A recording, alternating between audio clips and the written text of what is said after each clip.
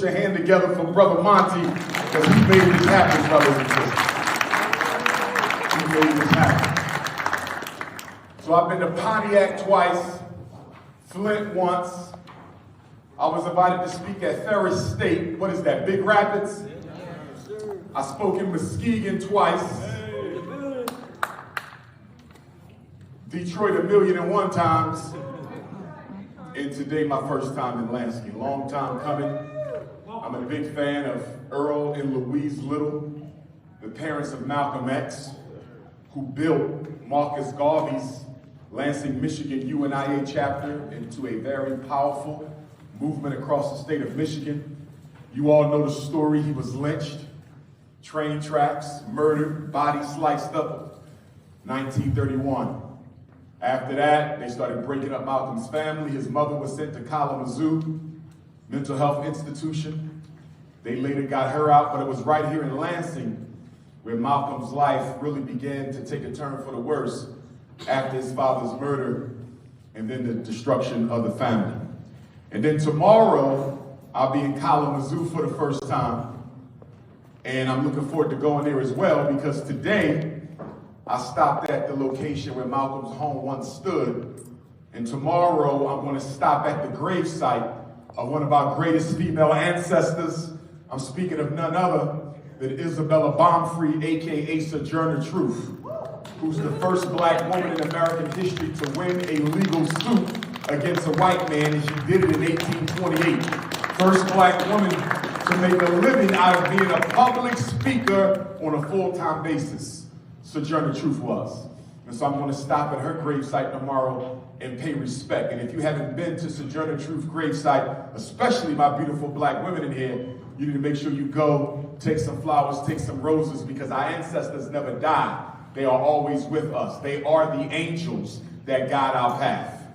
Brothers and sisters, I want to get right into a conversation about our children. I want you to raise your hand if you have children who have not yet graduated high school. I'm talking from the birth to 12th grade. If you still got children who have not graduated high school yet, raise your hand. That's pre-K, newborn, toddlers. Okay, most of you do. So as you know, I'm a certified school psychologist by profession, doctor of clinical psychology, and I want to talk about the special education war, because I was doing a little bit of research on Lansing, and I'm going to get into some of the statistics that I discovered about Lansing, because to be honest with you, I'm a little upset with you all in Lansing, because in looking at your special ed numbers, looking at your black teacher numbers, looking at your black boys with ADHD numbers, looking at the amount of black boys in Lansing, Michigan in disciplined school, it's a disgrace. Your numbers in Lansing are worse than Detroit's numbers. In fact, you're in the bottom half for the entire state of Michigan and in the bottom 25% for most academic success indexes for black children. So the question I have for you all, what the hell are you doing except sitting by letting white folks turn your children into prison fodder 20 years down the road? We got to change the way we're doing business. We know what white folks are about. They've been consistent for 400 years. Say what you want to say about the Caucasian, he has never changed his colors. The problem is we're not consistent. The problem is we don't organize. The problem is we're not mobilized. The problem is we are comfortable being on the bottom. See, when we talk about post-traumatic slavery disease, one of the things I want you to understand about who we are as a people, psychologically and collectively, one thing that slavery did to African people in America that we still suffer from right now in central Michigan is what? Slavery took away your natural desire to control your reality. Black people are the only people in Michigan who are comfortable not having any control. This is why you can shop at supermarkets ran by other people selling you dirty food, and the idea never comes across your mind to build your own supermarkets. This is why you can take your children to these hospitals ran by Caucasians who are killing our people, over-medicating our people, sentencing our people to death in the name of prescription drugs, and the idea never crosses your mind, let's open up our own hospital. Did you know African people in America once owned and operated more than 500 hospitals? I'm going to say that again. Now, we've only been under British North American control for 400 years. But in 400 years, we owned and operated 500 black hospitals. You can hardly find them now. Because the difference between the 20th century Negro and the 21st century Negro, which is you all, is the 20th century Negro wanted to get out of his oppression. You don't want to get out of your oppression. You like being under white rule. You just want to be comfortable under white rule. See, you don't fight for freedom. You fight for comfort. You don't want independence. You want convenience. And I want to be clear about that. Because when we get out here and we start rioting and protesting and voting and doing all this, most of you are not doing that because you want black people to be captains of our own ship. That's not why you're out there. You just want the white man to give you a better job, a little better house, a little better looking snow bunny, and your ass will be okay. You understand? Most black people don't want freedom. You want better comfort under the white power structure. So let's get into the school system. First of all, I got some facts I need to drop on you. I want you to hear me really clearly, because you'll probably never hear another black psychologist tell you this. And the reason you'll probably never hear another black psychologist tell you this is because most black psychologists make their money off of keeping you dumb, deaf, and blind. Rule number one, special education is a business. Special education is a business. Special education is a hustle. Special education is a racket. Special education is a system of making money off black kids whose black parents don't make them do their best, so they never get referred for special education in the first place. When I evaluate your child, when I bring your child into my office as the school psychologist, and I label that boy or girl with intellectual disability, or a speech or language impairment, or autism, or an intellectual disability, or deafness, or blindness, or brain injury, or orthopedically impairment, or reading disability, math disability, listening disability, comprehension disability, or oral expression disability, once I put his name in the computer, once I put your daughter's name in the computer, it goes to the State Department of Education down the street here in Lansing, and by the end of the month, an electronic transfer of funds is sent to the school in your child's name. Special education is a welfare check. It's a way of hustling black kids whose black parents can be easily convinced to believe that your child can't get an education without special education. Now, my 4 times great-grand-cousin happens to be the greatest black leader in American history. His name is Frederick Douglass, actually Frederick Bell. He taught himself how to read. So help me understand how Frederick Douglass, 200 years ago, could teach himself how to read. No IEP, no ADHD, no Ritalin, no Adderall, no Concerta, no Cycler, no Depakote, no metadata, no learning support, no emotional support, no intellectual support. Frederick Douglass and hundreds of other ancestors taught themselves how to read in the 19th century. But yet, your son needs a special ed teacher in order to learn in the 21st century. How does that work? How does that work if I go into most of your houses right now? Most of you right here. I'm willing to bet if I go in your house, and I'm speaking to those who have school-age children, I bet you there's no dictionary in that house. I bet you there's no bookshelf in half your houses. I bet you there's no thesaurus in half your houses. I bet you there's no complete set of encyclopedia in your houses. But let me tell you what's in that house. iPad, video games, big screen TVs, cell phones, Air Jordans, and fake-ass hair. I promise you it's a whole bunch of that. I'm not picking with my sisters with the fake hair. Because guess what? If it wasn't for black men overvaluing European standards of beauty, they wouldn't have no fake hair.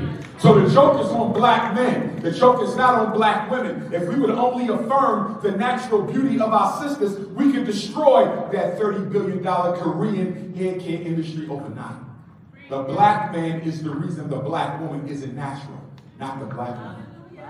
I want to be very clear about that.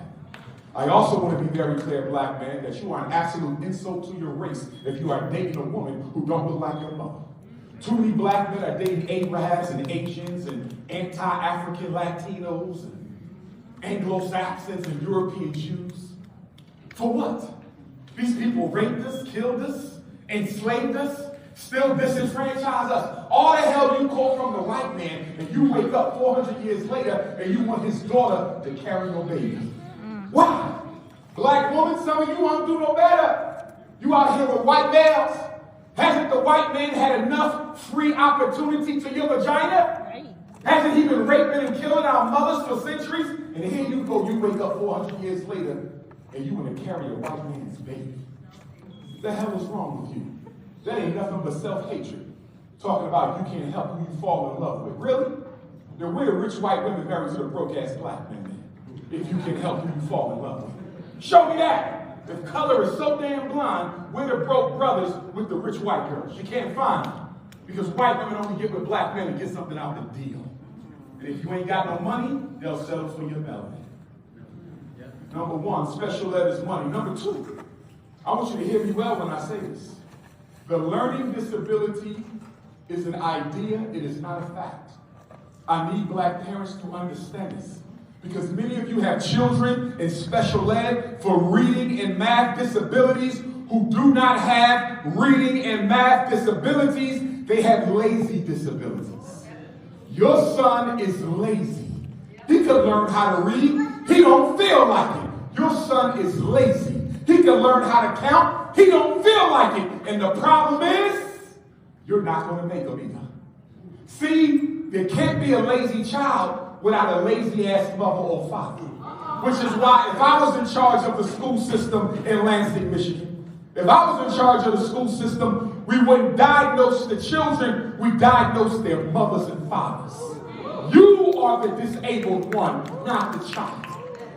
I once had a conversation with a black mother.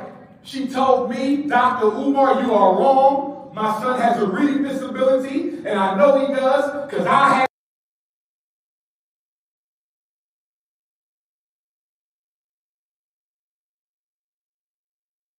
had one, his father had one, his grandfather was in special ed. She told me special ed ran in the damn family. I had to tell this Negro sister, I said, sister, listen to me real well. Special education is not genetic. It's only been around 50 years. Let me tell you what runs in your family. Not the reading disability, that's not genetic.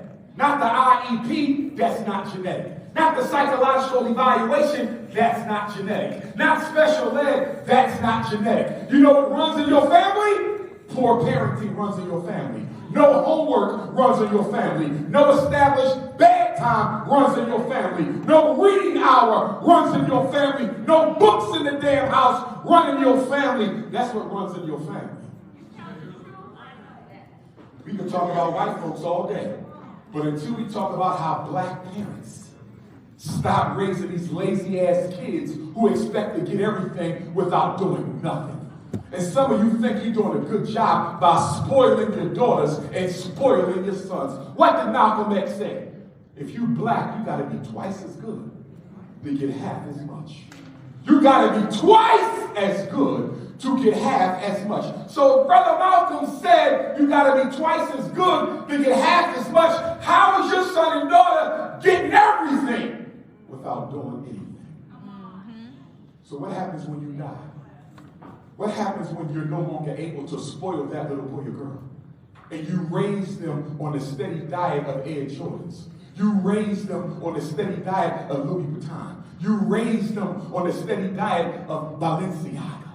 But you didn't raise them with any discipline to earn those things legally. So you automatically sow the seeds of the criminal mind. By doing what? Teaching your children to worship materialism, but giving them no academic discipline in order to get there legally. Brothers and sisters, the learning disability is an opinion. It is a lazy disability. And if you live in Lansing, Michigan, where the schools are some of the worst in the state of Michigan, you are absolutely out of your mind signing your child up for special education. Why would you sign your son up for special ed in a school that the governor has already identified as being underperforming? Why would you sign your daughter up for a math disability and she goes to a school that the state of Michigan said is undereducating black children? Why would you give a special education to a child whose education is already special enough. Number 3, ADHD is a scam. ADHD is a sham. ADHD is nothing but a hustle created by the publicly traded Wall Street drug companies. I want you to hear me. Adderall is crack. Ritalin is crack. Metadate is crack. 𝚂𝚬𝙺𝚁𝙸𝙱𝚴 is crack. You don't have to take my word. Go read the American Medical Association's journal that says the childhood psychiatrics that we give to black boys so they can sit still in the classroom act upon the mind the same way as crack cocaine. Let's go to the Drug Enforcement Agency. The DEA classifies Ritalin as a Schedule B drug. It's in the same category as opium. And this is what y'all giving y'all sons so they can sit still long enough to be miseducated by these white racist females who don't give a damn whether they graduate or not. True. Do you know Michigan only has 6% black teachers? The state of Michigan only has 6% black teachers and 92% white teachers. And you blaming your son for why he can't learn? Do you know these white women teaching your sons and daughters are the parents, are the children of the grandparents who protested school desegregation in Lansing 75 years ago? So the woman teaching your child don't even believe your child is as good as her own. And this is who we send our kids to, and then when Raheem can't learn, we blame Raheem. One of the interesting things about public education, it is the only system where you blame the customer for not getting a good product. If you go to the store right now and get a loaf of bread, if that bread is molded, you take it back. If you go and get some gas from the gas station and your car is putting out wrong exhaust, you say this gas is too cheap, I want my money back. You go get your hair done and it don't come out right, you say you gotta fix my hair or give me my money back, but you send your child to school. And when they don't learn, you don't blame the school, you blame the child. Look at how this system works. And these white women have the longest summers off.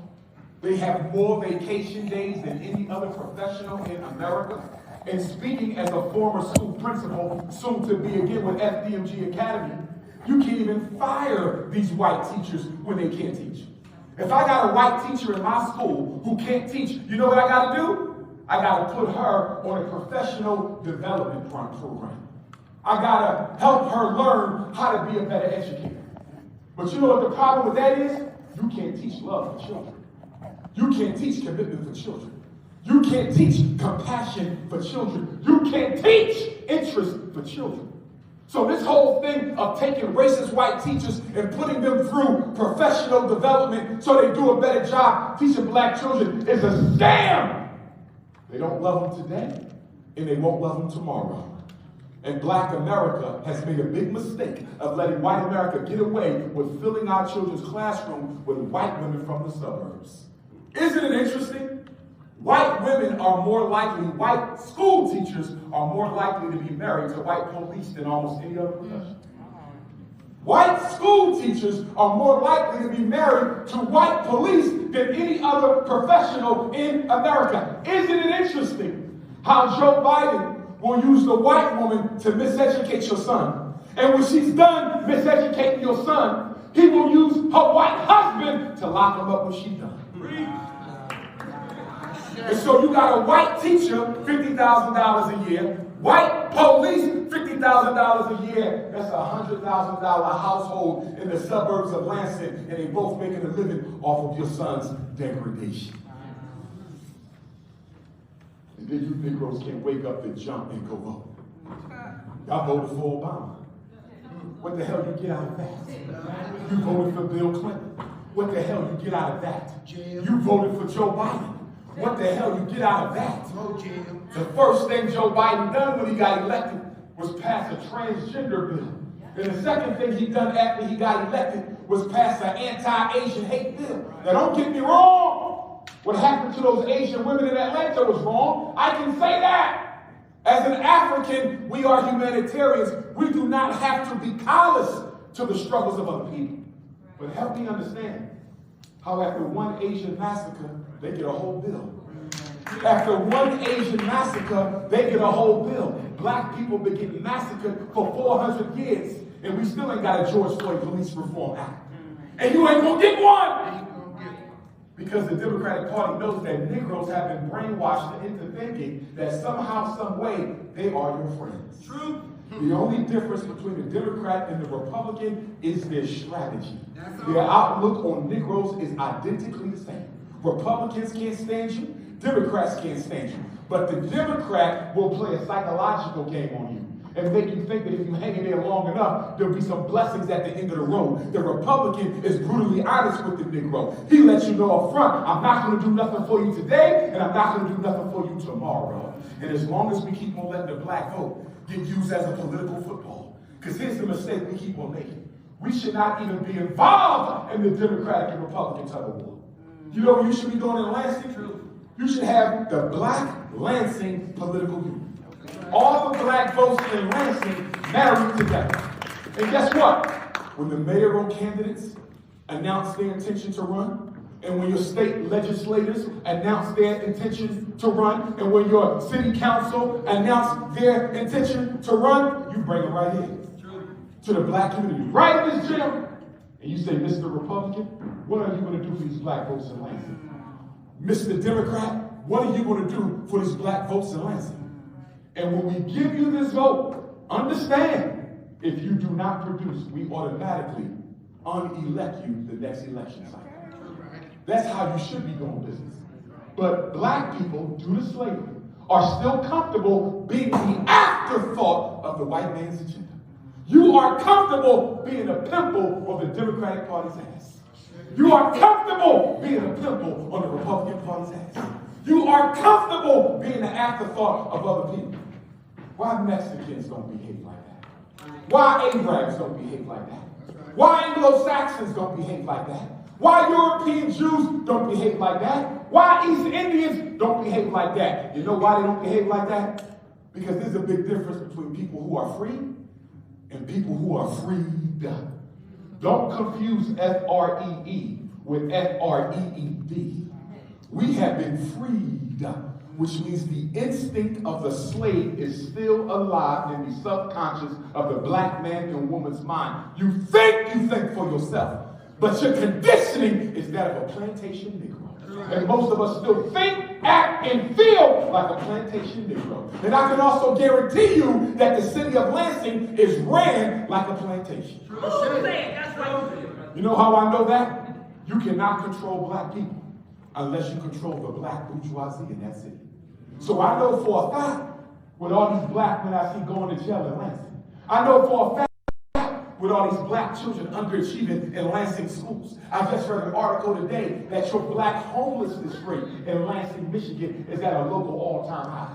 That could not happen. I look at the unemployment rate for black men in Lansing is around 40%. You know why? Because the white power structure uses the black bourgeoisie of Lansing to keep you in your place. Now, who is the black bourgeoisie of Lansing? There's 5 families in the black bourgeoisie. Number 1, your black scholars. Negroes who work at the community college, they work for the school system, they work at Michigan State University. These are Negro intellectuals who always intellectualize your problems in such a way that white people always get a pass and you're always to blame for everything going wrong in your neighborhood. The black intelligentsia who intellectualize white responsibility away for the problems they create in the black community. Number 2, your elected officials, the political bourgeoisie. I'm going to tell you right now, and I've told the Negroes in Philadelphia, I've told them in Pennsylvania, I've told the Congressional Black Caucus, I don't vote for Negroes who are not independent candidates. True. If you are a Republican Party slave, you don't get my vote. If you are a Democratic Party slave, you don't get my vote. If you are a Libertarian Party slave, you don't get my vote. If you are a Green Party slave, you don't get my vote. Dr. Umar 𝚂𝚂𝙺𝚂𝚂𝚁 only votes for black people who are independent candidates. Why is that, Dr. Umar? You know why? If you're not an independent candidate, you don't have an independent mind. If you're not an independent candidate, you don't have an independent mind. If you're not an independent candidate, you ain't got no independent money. If you're not an independent candidate, you're going to do whatever the hell the white people tell you in your political party. 400 years later, why the hell we still put black people in office to carry out white people's agendas? You either independent or you're nothing in my book. Somebody's running for office in Lansing, I got 5 questions for them. I don't care if they're running for your mayor. I don't care if they're running for your city council. I don't care if they're running to represent you in the state senate or the state legislature. Question number 1, what are you going to do to put more black teachers in these schools? How in the hell is Lansing 25% black, but you only got about 6% black teachers? Why don't the percentage of teachers in Lansing school match the percentage of black people in Lansing streets? What are you going to do to give us more black male teachers in Lansing? You got Michigan State right up the road. Why haven't you created a program that will fast track black undergraduate males and females into getting their education license and certificate so you can hurry up and get them back in these schools and get these racist white women out the classroom? What is your city council doing about that? What is your state legislature doing about that? Number 2, what are you doing about the mass incarceration of black people in Lansing? What are you doing? Because I just read an article the other day that said black people in Lansing are arrested 5.1 times as much as white folks for the same offenses. You know what that means? They ignoring white crime and they focusing on black crime. What is your mayor doing about that? Mr. Andy Score, is it? Score? What's his name? Yeah, Andy the Slave Master. And y'all love Slave Master Andy. You Negroes can't wait for him to throw you another barbecue, another picnic, another July 4th celebration. See, white people have figured out all you got to do to keep Negroes happy is throw a damn party with some damn chicken. They give white people institutions. They give white people grants. They give white people opportunities. They give white people business loans, and they're going to give you a new basketball court and some damn short ribs. Because you a sucker. We weak. White folks don't respect black people no more. Respect you for what? We miseducate your kids, you keep on walking like it ain't no problem at all. You put your money in our banks, and we use that money to finance your own gentrification. I heard y'all got gentrification in Lansing now. White folks starting to push black people out. And guess whose money they're using to push you out with? The black church in Lansing. Let's talk about the black church. That's another family of the black bourgeoisie. Pastor Porkchop. Deacon Watermelon. Reverend Lemonade. These damn Negroes who keep telling you how good the Lord is, how good Jesus is, how good Allah is. I don't care what religion it is, they all suckers, because don't none of them use that religious power in order to translate into some political accountability. How the hell are you talking about you love God so much? You so in love with Christ, but you comfortable with black Lansing living in hell. True. Help me understand that contradiction. That I want you to come to my church so I can preach Jesus to you all day long on Sunday, but I know you walking right back into a crime zone. I know your children going right back into schools where they're not being taught. I know half the black men in Lansing can't even find a damn job, but I want you to keep on coming and praying to Jesus. Any religion that tells you you got to die in order to get to heaven is a religion you don't need. If the white man got his heaven now, if the Chinese man got his heaven now, if the Jew got his heaven now, I want my heaven now, or I'm going to die fighting for you. Don't you let no religion turn off your political conscience. God is on the inside, and you don't need nobody to help guide you to God. You can guide yourself to God, because the God in you is just as powerful as the one inside your pastor, if he even has God in him anymore. Let's get back to this education system. Black mothers, I want you to listen to me well. Black mothers, I want you to listen to me well. Single black mothers, listen to me well, because you are making some mistakes inside of these Lansing public schools. Mistake number 1, black woman. Stop telling your child's teacher your personal family business. Your child's teacher is not your life coach. Your child's teacher is not your best friend. Your child's teacher is not your confidant. Because let me tell you what Mrs. 𝚂𝚗𝙱𝚂𝙲𝚁𝙸𝙱𝙴 and Mrs. Pellegrino, let me tell you what they do. They let you tell all your business. They keep it all documented. And then when they tell you Raheem needs special ed, they tell you 𝚂𝚗𝙱𝚁𝙸𝙱 needs 5 grams of Ritalin. They tell you your grandson needs a little bit of Metadate, and you say, I was at the Dr. Umar lecture. My son ain't going to special ed. You know what they're going to do? They're going to go down to the principal's office. Principal Goldenberg. And they're going to tell that devil that Miss Shaquita came to my office smelling like weed and alcohol. They're going to tell the principal that her son comes to school with a dirty school uniform on. His socks are dirty. His clothes don't get washed. He be wrinkled all the time. And the next thing you know, they call the Child Protective Services on you. And they're telling the caseworker everything you told them. Father just died. Other baby daddy in jail. She was homeless for 6 months. She'd been on crack for 2 years. She living in her mama's basement. Everything you told that white woman in confidence is now going to be made public to force you to do what the power structure wants you to do. Stop telling your damn business to these teachers, and principally of which, never let them know that you are a single mother. The worst thing you can do is let the school know you are a single mother. Once they know you are a single mother, your son is more likely to be suspended.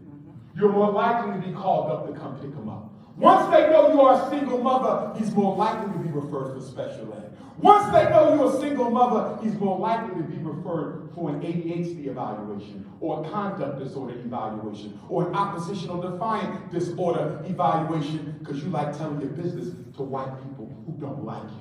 Shut up. Keep your mouth shut. When you go in there, stay focused. Because when you walk into the school, you're walking into an extension of the prison system. True. And just like with the police, anything you say can and will be used against you. See, in 21st century Lansing, the public school is the new prison. And the teacher is the new correction officer. And the principal is the new warden. And the only difference between public school and prison in Lansing is one got beds and the other don't, but they still eat the same lunch.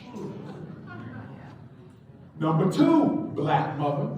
And all these rules apply to the fathers as well. But the reason I'm saying mother is over 65% of black children in the United States are being raised exclusively by their mom. So I'm not picking on you black women. It's just because of the war on black men, psychologically and economically, has left you to bear the brunt of raising the children on your own. Rule number 2, don't sign any paperwork you don't understand. Now this sounds simple, don't it? But I see black mothers showing up in school all day, signing anything white folks tell you to sign. Oh, just sign this. Just sign it. No, you don't. You tell them, I'm going to take this home. I'm going to read it over. And if I decide to sign it, you'll get it before the week is over. And then Ms. 𝚂𝚄𝙱𝚂𝙸𝙱𝚴 is going to say, we need this now because we have a deadline. And then you're going to say, I don't have a deadline. I'm a parent. Like I said, you'll get it when I'm ready to give it to you.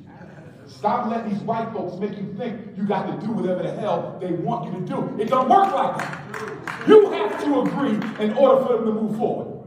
It's no difference than when I get mothers who call me up and they say, Dr. Umar, they put my son in special ed. They put my son in special ed. They didn't do a damn thing. You did it. See, in order for me to special educate your black child, whether they live in Detroit, whether they live in Lansing, whether they're in Flint, whether they're in Muskegon, whether they're in Kalamazoo, where I'll be tomorrow, in order to special educate any black child, any white child in America, you have to sign your name 4 times. 4 times. You have to sign permission for evaluation. That's for me, the school psychologist, to evaluate your child.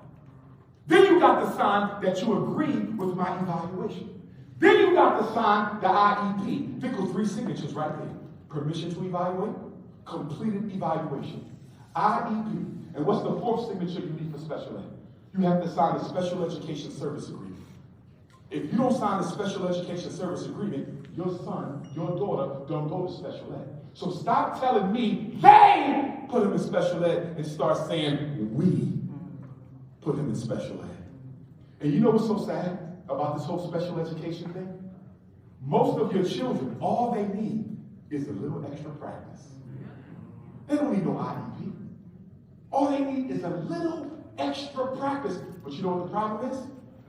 The teacher don't care. And many of you black parents couldn't care less. Which is why I always say there's nothing worse than for a black child to have a teacher who don't care and a black parent who couldn't care less. See, if you got a teacher who cares and a parent who don't, you still gonna make it. If you got a parent who care and a teacher who don't, you still gonna make it. If you got a parent who care and a teacher who care, you will make it. But if you don't have a teacher who care and a parent who don't care, you can't make it. Which is why I don't even call the dropout week a dropout week.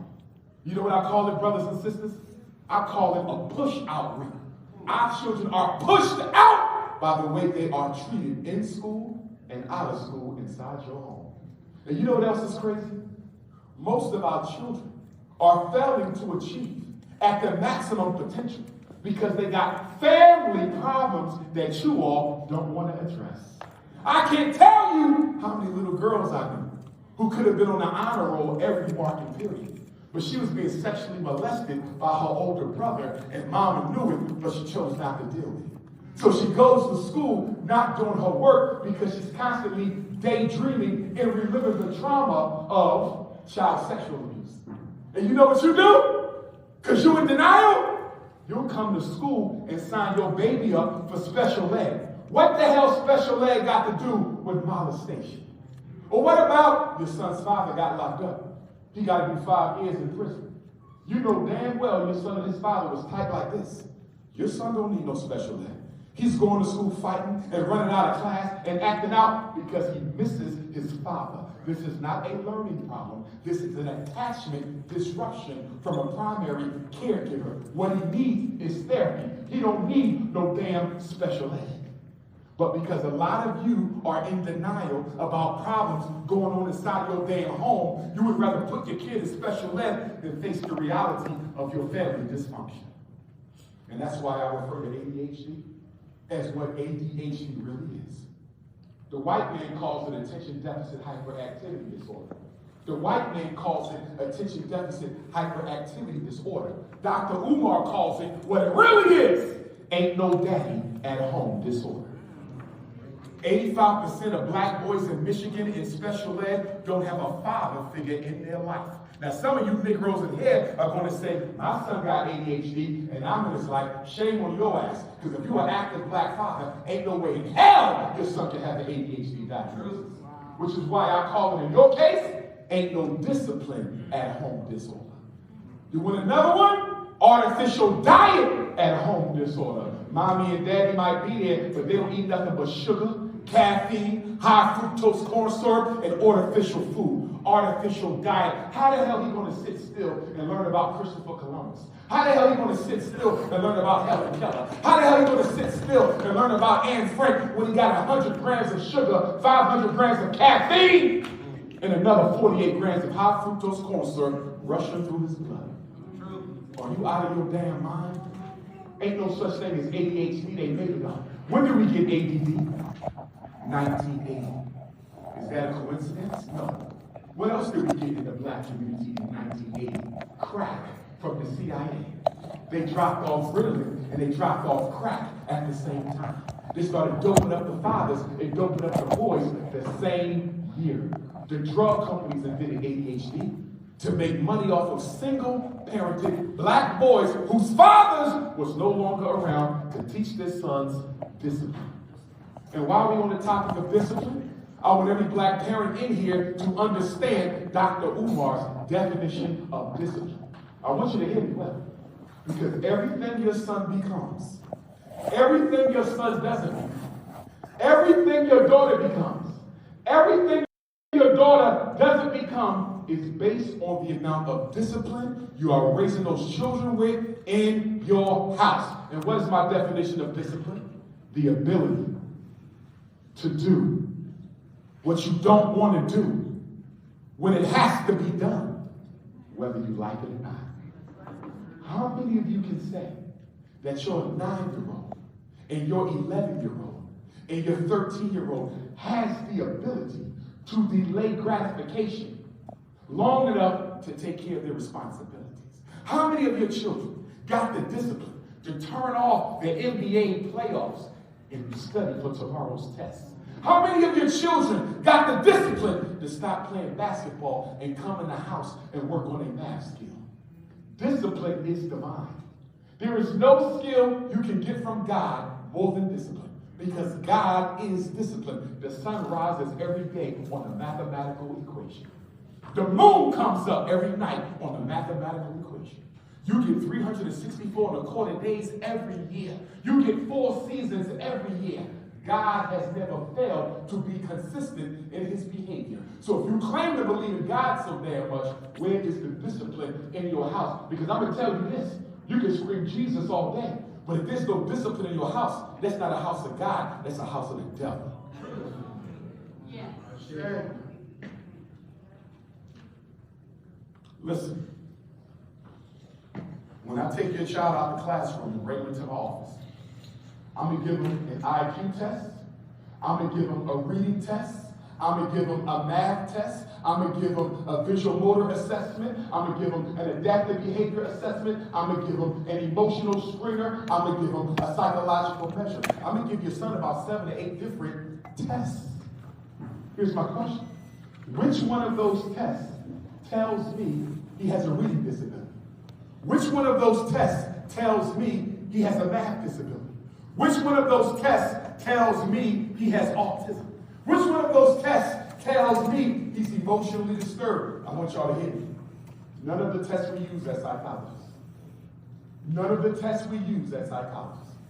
Not a single one of the tests that any psychologist uses anywhere in America diagnoses anything. The tests only give us scores. So where do we get the diagnosis from? We get it from ourselves. We make it up. Oh yeah. That so-called reading disability you think your son has? Did they give him a blood test to find it out? Did your daughter get a urine sample to see if she got a math problem? Did they give your grandson an x-ray to see if he really got conduct disorder? Did they give your granddaughter an MRI to see if she's really oppositionally defiant? How do we know that any of these labels are scientific? We don't know, because none of them are scientific. But you know why they give them out? Because black people are so in love with white people, we'll do anything they say, including lynch our own children.